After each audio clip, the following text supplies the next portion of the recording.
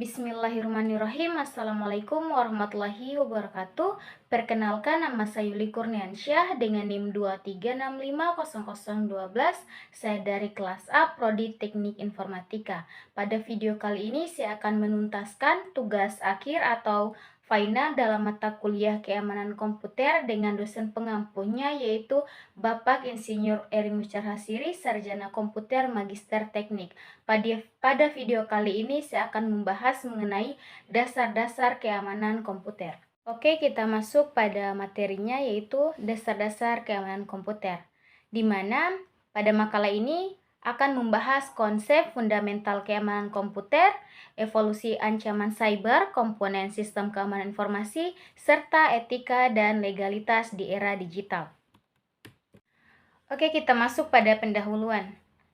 Di era digital, ketergantungan pada teknologi informasi tak terhindarkan.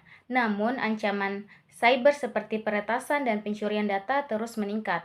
Memahami dasar keamanan komputer termasuk prinsip CIA, di mana kerahasiaan, integritas, dan ketersediaan sangat penting untuk melindungi informasi. Masuk pada konsep dasar keamanan informasi atau CIA.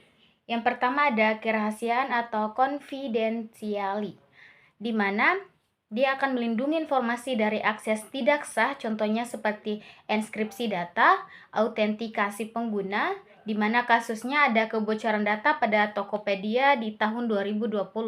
Yang kedua, integritas atau integrity, yaitu dia akan menjaga keutuhan dan konsistensi data, contohnya tanda tangan digital, hashing. Untuk contoh kasusnya yaitu pada peretasan sistem akademik universitas pada tahun 2021. Oke, untuk konsep yang ketiga yaitu ketersediaan atau availability. Di mana dia akan memastikan data dapat diakses saat dibutuhkan. Contohnya server redundant, backup berkala. Untuk kasusnya sendiri yaitu serangan DDoS KPU pada tahun 2019. Lanjut pada evolusi ancaman keamanan informasi. Pada tahun 1980 hingga 1990-an pemulaan cyber, di mana motivasi eksperimen target komputer lokal pada contohnya virus brain pada tahun 1986 itu Melissa virus pada tahun 1999. Nah, untuk 2010 sampai sekarang lintas negara dan AI, di mana motivasi ekonomi, geopolitik, teknologi canggih. Contohnya ransomware WannaCry pada tahun 2017. Deepfake.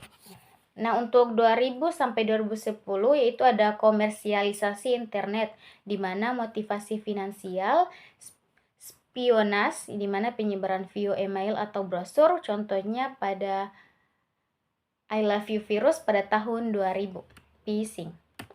Oke, lanjut pada komponen dasar sistem keamanan informasi.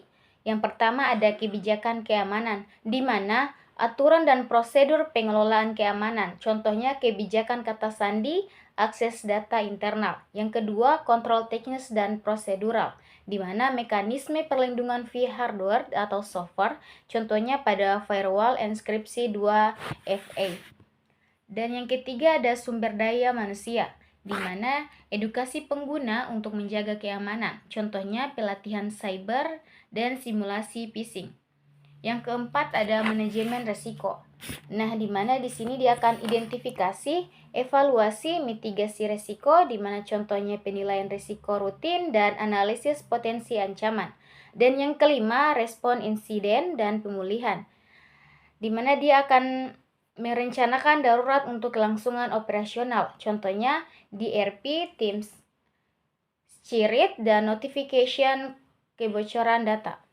Masuk pada poin keamanan, privasi, dan keselamatan. Nah, untuk keamanan sendiri atau security, perlindungan data dari akses atau perubahan tidak sah.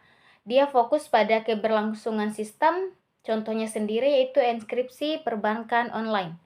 Yang kedua ada privasi atau privacy, di mana hak individu mengendalikan informasi pribadi, contohnya yaitu enkripsi end-to-end pada WhatsApp, notifikasi cookie.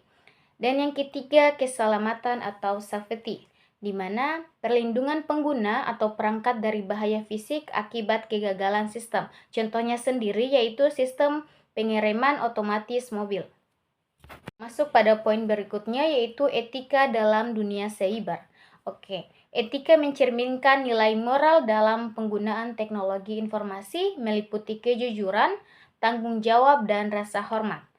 Pelanggaran etika dapat berupa plagiarisme digital, phishing, atau cyberbullying. Nah, untuk contoh kasusnya yaitu kasus Anonymous dan WikiLeaks yang menunjukkan kontroversi antara kebebasan informasi dan etika privasi. Oke, masuk pada poin legalitas dalam dunia cyber. Aspek legalitas diatur oleh undang-undang untuk aktivitas cyber. Di Indonesia, Undang-Undang ITE dan Undang-Undang PDP menjadi landasan hukum penting. Contohnya pada Undang-Undang ITE nomor 11 tahun 2008 nomor 19, yaitu dia akan melarang akses ilegal, konten melanggar kesusilaan, dan hoaks. Dan yang kedua pada Undang-Undang PDP nomor 27 tahun 2022 di mana mengatur sanksi pidana administratif penyalahgunaan data pribadi. Dan yang ketiga KUHP pasal 362 di mana yaitu berlaku untuk pencurian data digital sebagai aset tak berwujud. Jadi kita bisa menarik kesimpulan pada dasar-dasar keamanan komputer ini di mana keamanan informasi dengan prinsip CIA adalah fondasi sistem IT yang stabil. Dan yang kedua, ancaman cyber terus berevolusi, dia akan menuntut sistem keamanan yang adaptif. Dan yang ketiga, sistem keamanan melibatkan kebijakan, teknologi, dan peran pengguna yang terintegrasi. Dan yang keempat, pentingnya membedakan keamanan, privasi, dan keselamatan untuk lingkungan digital yang aman.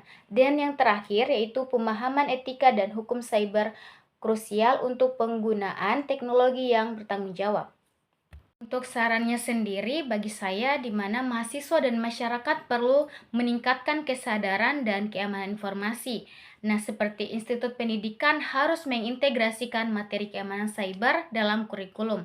Kolaborasi pemerintah, pendidikan, industri, dan masyarakat penting untuk membangun ekosistem informasi yang aman dan bertanggung jawab. Mungkin itu saja video pembahasan mengenai materi dasar-dasar keamanan komputer dalam mata kuliah keamanan komputer. Mungkin ada salah kata, saya mohon maaf. Saya akhiri video ini dengan ucapan wabillahi taufiq wal hidayah. Wassalamualaikum warahmatullahi wabarakatuh.